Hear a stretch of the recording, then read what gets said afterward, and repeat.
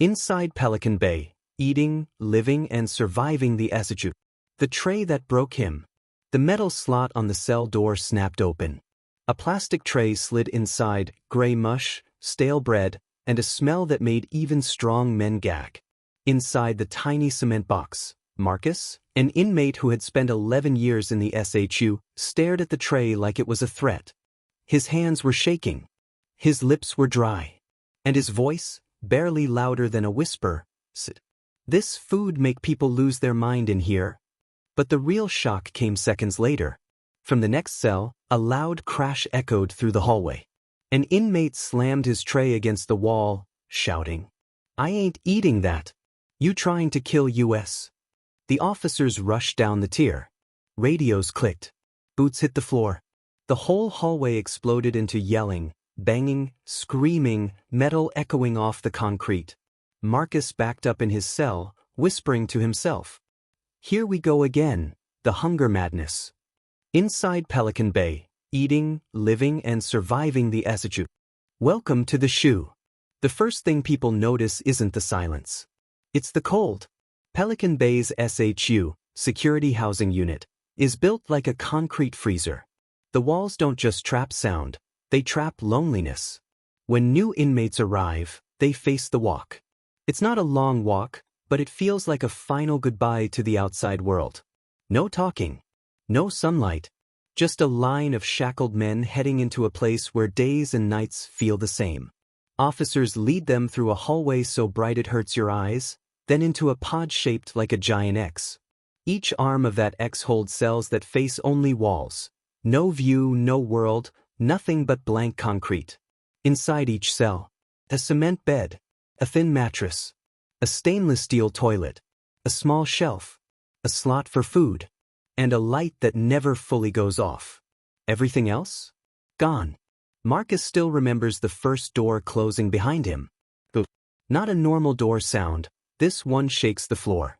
Makes your heart jump. He stood inside the cell, listening to the locks clicking one after another, like someone sealing a tomb. That's when the SHU starts working on you. No human faces. No voices unless someone screams. No touch. No movement except pacing in tiny circles. Some people talk to themselves. Some whisper to the walls. Some count cracks on the cement. Marcus tried to stay strong. He told himself, "I'm not breaking. Not like the others." But even he didn't know yet that the SHU had 3 weapons that break almost everyone. The food, the silence, and the isolation. And soon he was about to face the first one. The food system that slowly destroys your body and your mind.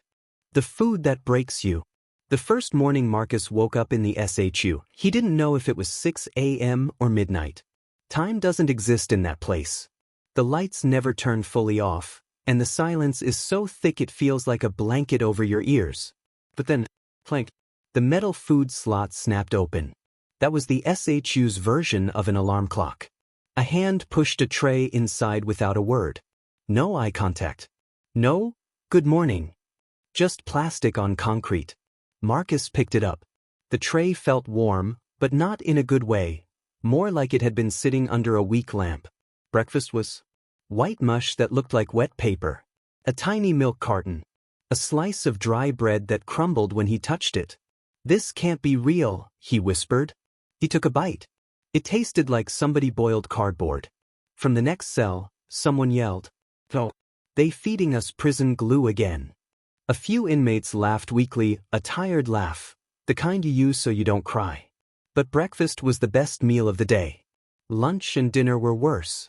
Cold beans, unseasoned noodles, watery soup, mystery meat that smelled like metal, soggy vegetables, peanut butter that tasted like salt and oil. Sometimes, the portions were so small that men argued with their own memories. Did they forget something? No, that's the whole meal. You sure? It feels lighter today. Most people think prison food is just bad. But in Pelican Bay's SHU, it's more than that. It's a slow battle with hunger, weakness, and frustration. And there's no kitchen smell. No sound of cooking. Everything is prepared far away, rolled through the halls, and delivered with the same emotion as dropping off a package. Marcus noticed something frightening after a few days. He wasn't hungry. He wasn't full. He wasn't anything.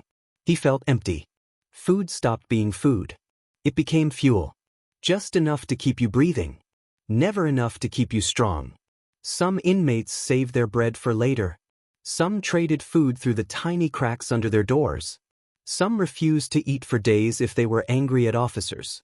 And some, the ones losing their grip, started throwing their trays against the door. That's when the unit turned loud. Bang, bang, bang. Echoes traveled through the hallway like thunder. Marcus learned this quickly. When one man in the SHU breaks, everyone feels it. And something was about to happen on that tier. Something Marcus had never seen before.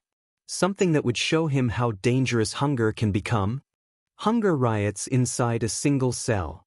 3 days after Marcus arrived, the SHU felt different. The air felt heavy, like everyone could sense something was about to go wrong. It started with one tray. A young inmate named Rico, just 22 years old, had been losing weight fast. The food wasn't just bad for him, it was destroying his stomach. He kept telling officers, "I can't eat this. It's making me sick." But nobody listened. That morning, when his breakfast tray slid in, Rico snapped. Bang! He kicked the tray across his cell. Beans splattered on the wall. Milk spilled across the floor. Then he yelled something that echoed through the entire tier. "I'm not eating this anymore." For a moment, the whole SHU went silent. Even Marcus held his breath. One by one, the banging began. Bang, bang, bang. Metal trays crashing against steel doors. Some inmates were angry. Some joined in just to feel alive. Others were simply starving and couldn't hold it in anymore. Marcus heard someone shout, "They think we animals." Another voice yelled, "We tired of this trash."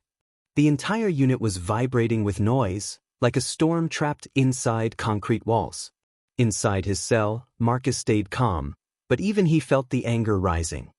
He pressed his ear to the cold metal door. Boots were approaching fast. Officers.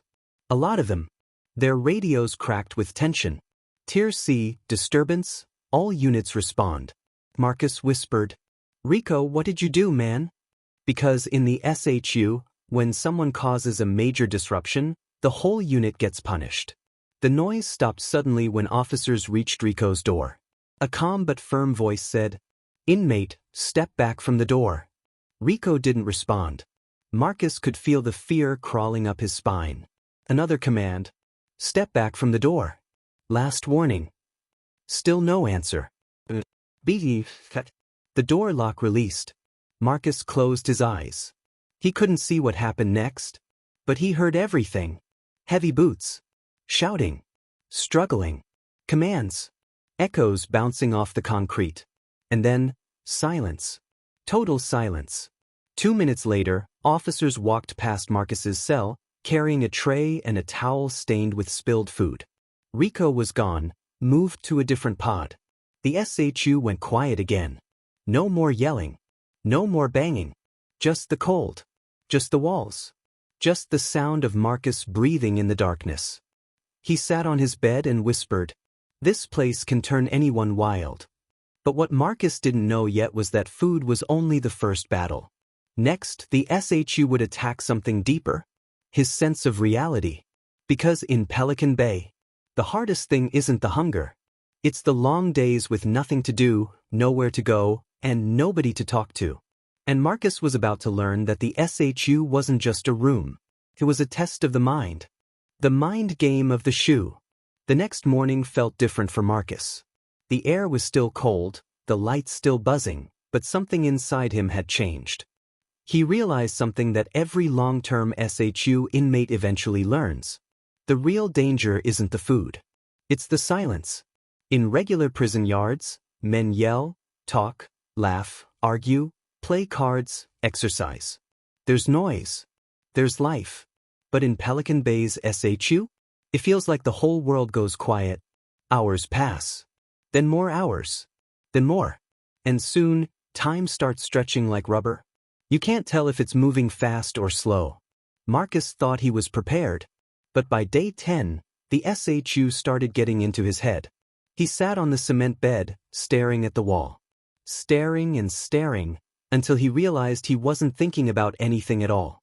Just blank. Then he heard it. A whisper. A tiny voice. It sounded like someone calling his name. He froze. Marcus. He jumped from his bed, heart pounding. Who's there? He yelled. Silence. His hands began shaking. He pressed his ear to the vent, thinking maybe it was another inmate. Nothing. Just the quiet hum of the building. He stepped back from the wall and whispered to himself. I'm hearing things. In the SHU, this is common. Some men hear voices. Some talk to the air. Some see shadows they swear are moving. Because when you're alone long enough, your mind tries to create company. Later, Marcus tried to distract himself. He counted the cracks on the ceiling. He traced shapes in the concrete. He paced from the door to the back wall. Exactly 8 steps each way. But no matter what he did, the silence stayed glued to him. One night, the silence got so heavy that Marcus started humming old songs from his childhood. Not because he liked them, but because any sound, even his own voice, felt better than nothing. And that's when he learned the golden rule of the SHU. If you stop making noise, the SHU starts talking back. Some inmates tapped on the walls, creating little codes. Others yelled random words just to hear an echo. Some scratched messages into the paint. But Marcus didn't want to become like the men who lost control. He wanted to stay grounded. So he created a routine. Morning. Push-ups. Squats. Breathing exercises. Afternoon. Pace the cell. Clean the floor with toilet paper. Stare at the small window near the ceiling to see if the sky changed color.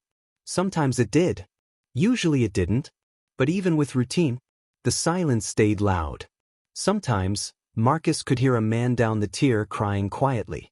Other nights, he heard soft talking, like someone having a conversation with a person who wasn't there. Each sound reminded him, if I let go, I might not come back. And then came the part of SHU life that hit every inmate hardest. The isolation meals. The no-yard days. The weeks without sunlight. And one moment in particular was coming. A moment that almost broke Marcus completely. A moment involving the one thing inmates wait for every week. Yard time. He didn't know it yet, but his first yard day wouldn't go the way he expected. The yard that isn't a yard. After almost 2 weeks in the SHU, Marcus finally heard the words every isolated inmate waits for. Yard time. Get ready. His heart jumped. In normal prisons, yard time means a big outdoor area, fresh air, grass, sun, other people, maybe basketball, maybe walking the track. But in Pelican Bay's SHU, it means something completely different. 2 officers opened his door. He stepped out in handcuffs, looking straight ahead like they instructed. They walked him down the hallway, past steel doors and cold lights, until they reached a heavy metal gate. Clank. It opened. Marcus stepped inside and froze. This was the famous SHU yard. A concrete box. No grass. No open space. No sunlight, just a square patch of sky far above, like a tiny window to the outside world. The walls were tall and gray, too high to see over. The floor was rough cement. No equipment. No trees. No other inmates. Just emptiness. Marcus looked around and whispered, "This is the yard?" For a moment he didn't know what to do. There was nothing to do. No talking. No playing. No interaction. Just walking in circles like a trapped animal. He slowly started pacing. 5 steps forward. 5 steps back. His hands felt strange without the walls around him, like his body wasn't used to open space anymore. Even though this wasn't truly open. He tilted his head up. He could see a bit of blue sky, but no sun. Just the idea of outside. For the first time in weeks, he breathed air that wasn't trapped inside a cell. But somehow, the yard felt even more confined than the room he came from. He heard someone in a nearby yard, a different concrete box, start talking to himself loudly. Another man was in his box hitting the wall softly, just to hear a sound bounce back. Marcus sat on the ground and touched the cement. Still cold. Always cold. He leaned his back against the wall and closed his eyes. He tried to imagine real freedom. A park. A beach. A street with cars. People walking. Voices. Movement. But his mind couldn't hold the picture. It kept fading into gray. He whispered, "This place takes your memories too." After exactly 1 hour, he heard the loudspeaker buzz. "Yard time over." His chest sank. His shoulders dropped. Officers came back and led him inside. And when the metal doors closed behind him again, with that deep, shaking boom, Marcus felt something he had never felt before. The SHU wasn't just isolating him. It was shrinking his world. One day at a time. That night, as he lay on his thin mattress, staring at the ceiling, he realized something terrifying. If the yard felt like a prison, what did that make his cell? And as the days passed, things only got harder. Marcus was about to face the most stressful part of SHU life. The long-term routine, the breakdowns, the strange coping habits, and the tricks men used to stay sane. Things he never imagined he'd see. Routines, breakdowns, and the SHU survival tricks. After his first yard time, Marcus finally understood something. The SHU isn't built to punish your body. It's built to wear down your mind. And once he understood that, he started paying closer attention to how people survived inside this silent world. Because in Pelican Bay's SHU, every inmate, strong or weak, learns one truth. If you don't create a routine, the SHU creates one for you. Small Blue Diamond, the routine of survivors. Marcus watched how the older men handled it. These were the inmates who had survived 8, 10, even 20 years in the SHU. They taught him something without ever seeing his face. Structure is everything. Morning. Push-ups. Sit-ups. Stretching. Count the tiles on the wall. Repeat. Afternoon. Clean the cell with toilet paper. Walk in circles. Tap on the wall lightly to see if someone responds. Evening. Read whatever was allowed. Stare at the vent. Think about freedom. Try not to lose hope. Try to sleep. Ignore the buzzing lights. Ignore the random noises. Ignore the loneliness. This was life. Small Blue Diamond, the breakdowns that no one talks about. But not everyone could keep a routine. And Marcus quickly learned the signs that someone was slipping. Talking to the ceiling. Random yelling at 2 a.m. Walking back and forth nonstop for hours. Singing the same song every night. Asking questions to nobody. He heard a man whispering for hours, like he was having a conversation with someone who wasn't there. Another inmate tapped the same 3 beats over and over again, until it became part of the background noise. Some inmates argued with the walls. Some laughed at things nobody else heard. Some cried quietly into their pillows so no one would know.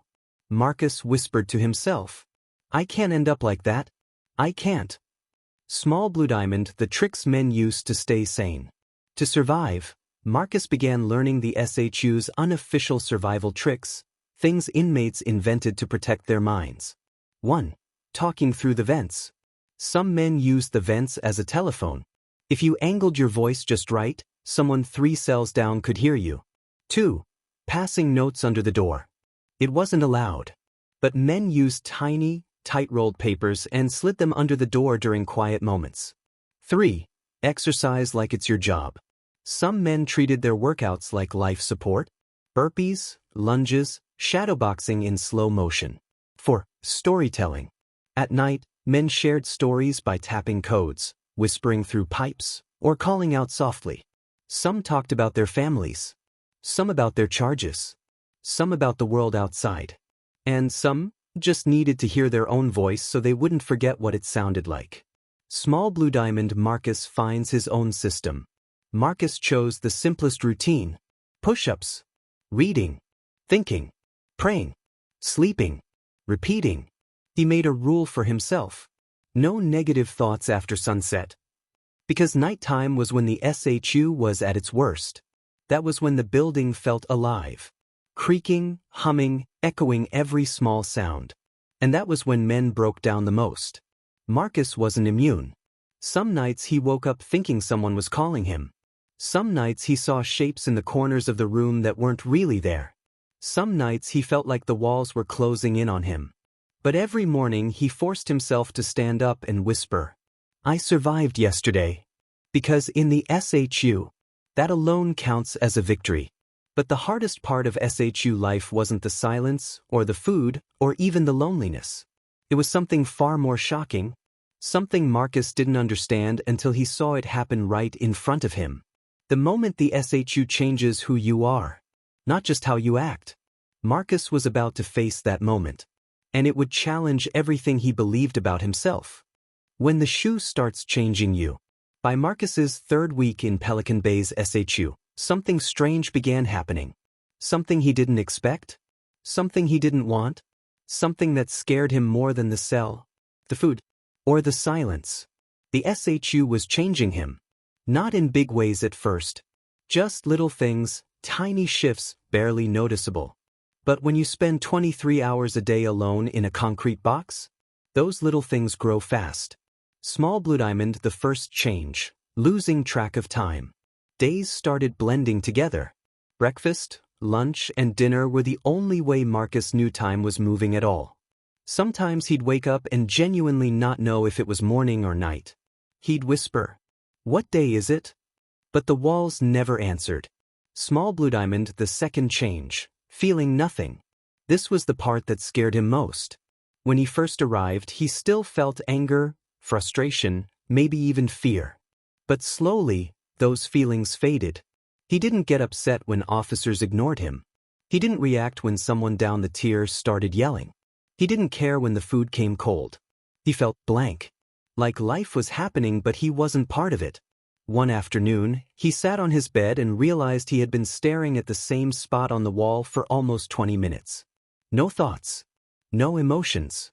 Just a blank stare. He whispered to himself, "This isn't me." Small Blue Diamond, the third change, talking less. Even when someone tried to reach out to him through the vent, Marcus found himself answering with short words. "Yeah. Nah. I'm good." He didn't want to talk. He didn't want to tell stories. He didn't want to connect. Not because he was angry, but because every conversation felt exhausting. It was like the SHU was slowly turning him into a shadow, a quiet version of himself. A man shrinking from the inside. Small Blue Diamond, the breaking moment.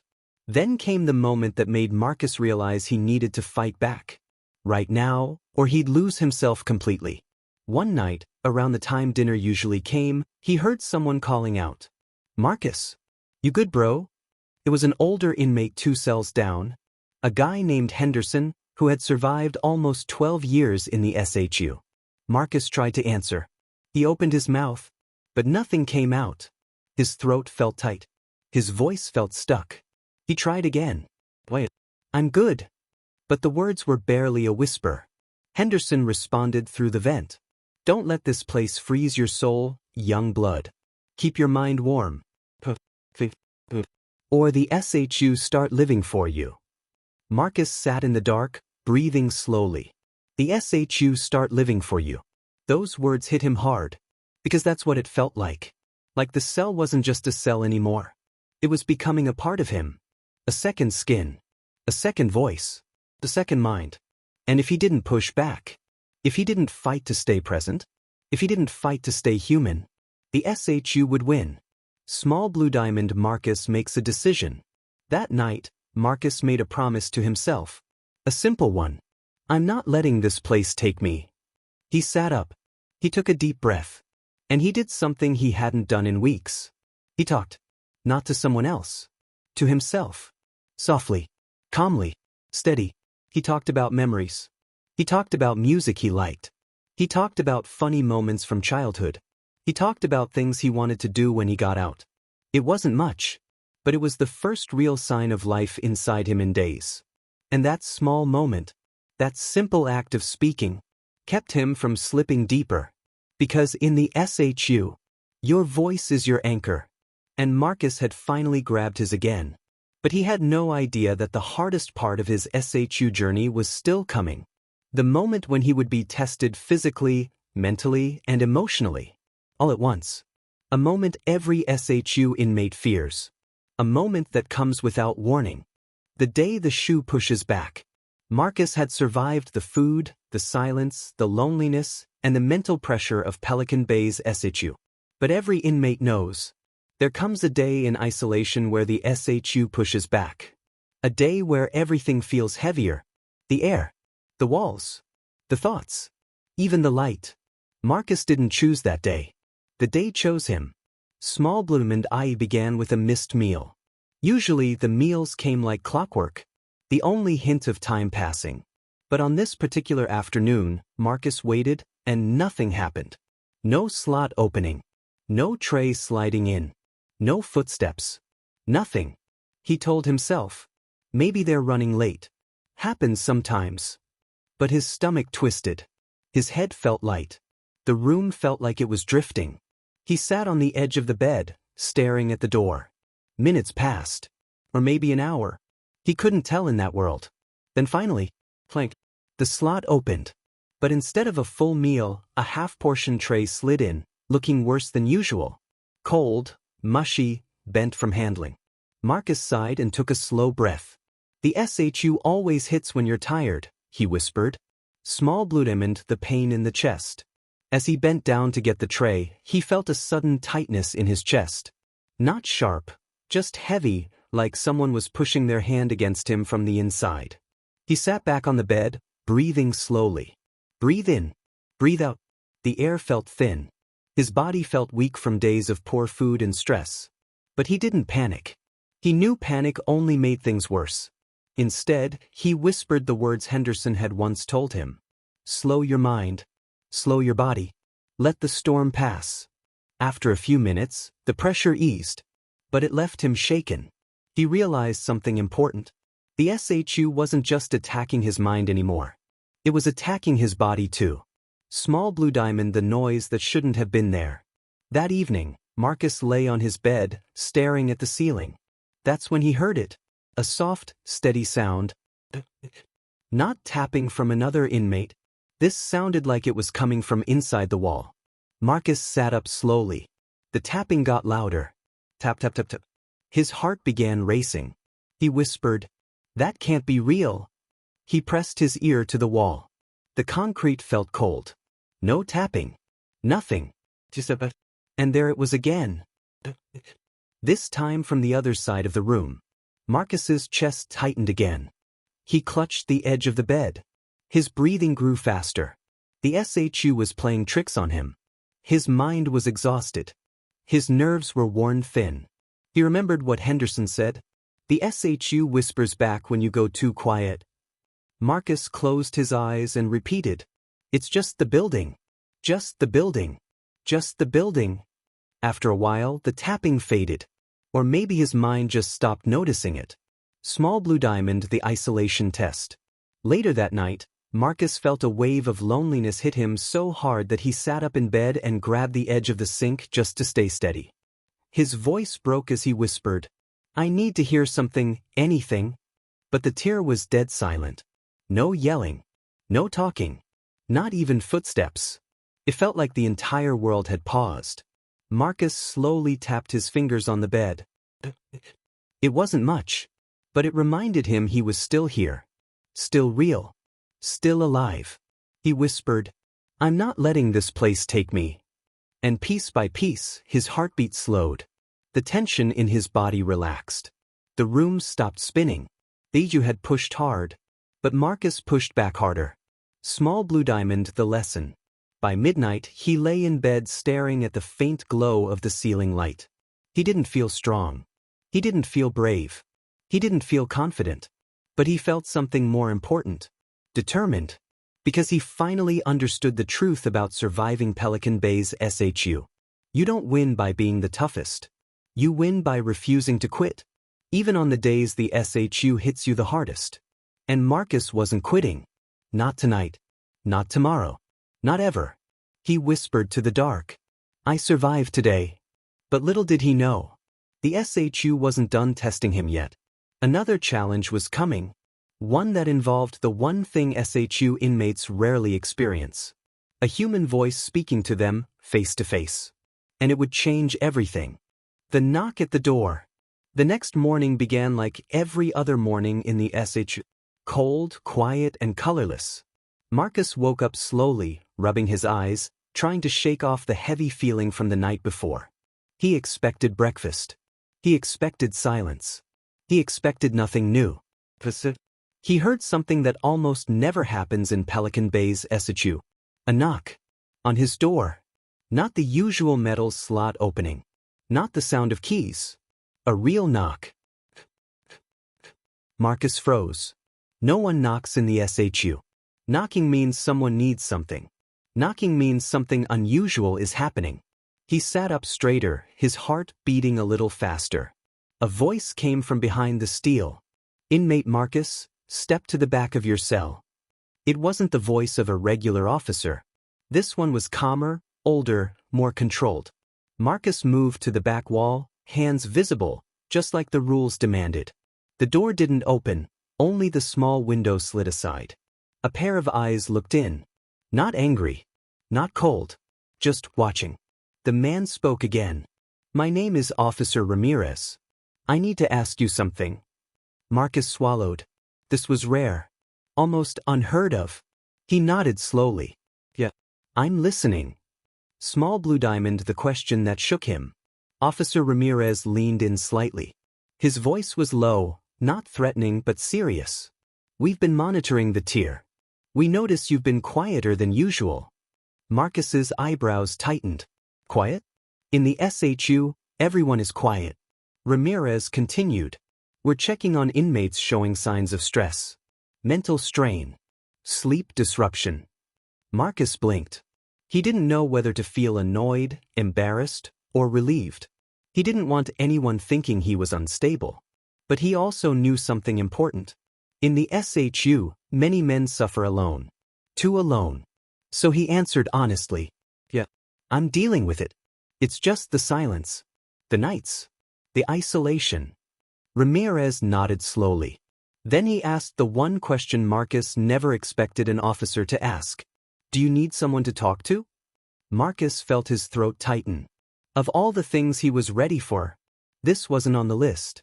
He stepped closer to the door, but not too close. "Talk how?" Ramirez replied. "You can request to see mental health staff. They don't judge. They don't punish. They listen." Marcus wasn't sure what to say. In the SHU, asking for help isn't something inmates brag about. Some men see it as a weakness. Some avoid it because they think it means officers will watch them more closely. But Marcus wasn't thinking about ego right now. He was thinking about survival. And he knew something many inmates refuse to admit. The SHU can break anybody. Even the strongest. Even the quietest. Even the ones who think they're fine. So he took a deep breath and said, Maybe I should talk to someone." Officer Ramirez nodded again. "I'll put in the request. You should hear back soon." Then the window slid shut. The footsteps faded. And Marcus was alone again. But this time, he didn't feel ashamed. He felt human. Small Blue Diamond, the shift inside him. After the officer left, Marcus sat on his bed, arms resting on his knees. He didn't feel weak. He didn't feel broken. He felt something he hadn't felt in days. If someone was willing to knock on his door, to check on him, to ask him if he needed help, maybe he wasn't as invisible as he thought. Maybe the SHU hadn't swallowed him whole. Maybe he still existed in a world outside these walls. He whispered, "I'm still here." Because in isolation, being reminded that you matter, even for a few seconds, can be the difference between drowning and staying afloat. Small Blue Diamond, but the SHU never stays quiet for long. As the day went on, Marcus tried to keep himself steady. He exercised. He cleaned. He talked softly to himself. He paced. He felt a little stronger, a little more grounded. But that night, something happened on the tier. Something loud. Something desperate. Something that reminded Marcus. The SHU can give you hope 1 minute and take it away the next. The SHU, a world you never see. Marcus lay on his cement bunk, staring at the small patch of ceiling he now knew better than his own reflection. The SHU hadn't changed. The food was still cold. The silence was still heavy. The walls were still tight and unforgiving. But something inside him had changed. He had survived the meals that weren't really meals. He had survived the isolation that swallowed most men whole. He had faced the silence, the tapping, the breakdown moments, the fear, the shrinking world. And he was still breathing, still fighting, still human. Pelican Bay's SHU is a place most people will never see. A place hidden behind concrete, steel, and rules. A world where time stops, where voices fade, where men wrestle with their own minds day after day, year after year. It's not just a prison unit. It's a test of patience, of sanity, of hope. And Marcus, like thousands of others, learned the hard truth. You don't survive the SHU with strength. You survive with discipline, with routine, with tiny sparks of hope that refuse to die. The food may break your body. The silence may chase your thoughts into dark corners. The walls may feel like they're closing in. But the moment you give up, the moment you stop talking, stop thinking, stop fighting, the SHU wins. Marcus refused to let it win. He kept talking to himself, kept pacing the same 8 steps, kept breathing through the tight moments, kept holding on to the idea of daylight, even when he couldn't see it, because surviving Pelican Bay's SHU isn't about escaping the cell. It's about escaping the darkness inside the cell. And that's the truth hidden behind those steel doors. Life in the SHU is more than isolation. It's a silent battle between the concrete outside you and the quiet that grows inside you. Marcus survived another day. And in this SHU, that is everything.